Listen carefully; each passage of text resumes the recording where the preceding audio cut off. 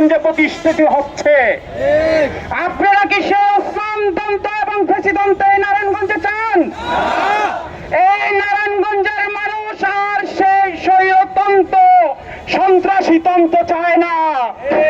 গতকাল 12 তারিখের পর থেকে গতকাল পর্যন্ত এই নারায়ণগঞ্জে কারা বা কোন দল অস্ত্রধারা একটি শিশু সহ বিভিন্ন মানুষকে খুন গুম হত্যা সহ রঞ্জিত করেছে কোন দল? সেই দলটির কি নাম কি আমরা জানি? এক নামে সেই নাম বিএনপি। তারা নাকি শহীদ জিয়ার আদর্শের সৈনিক। শহীদ জিয়ার আদর্শকে গুম খুন হত্যা ছিল। এই নারায়ণগঞ্জে শুনতে পারলাম স্বেচ্ছাসেবক দলের মহানগরের এক নেতা নাকি শুভকে হত্যা করেছে, কিন্তু বিএনপির হাই কমান্ডের ন্যূনতম এই ব্যাপারে কোনো পদক্ষেপ ছিল না। তার মানে কি বোঝা যায় বিএনপির হাই কমান্ড এই হত্যাকে ধামাচাপা দিতে চায়?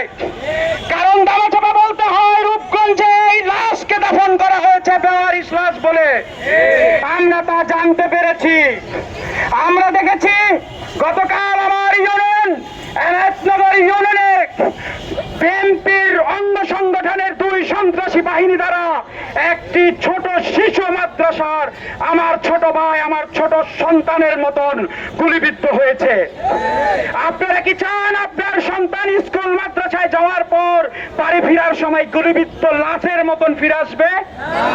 আমি আমার সন্তানকে অনিরাপদ বাংলাদেশে থাকতে দিতে চাই না। নারায়ণগঞ্জের মানুষ আর অনিরাপদ বাংলাদেশ চায় না।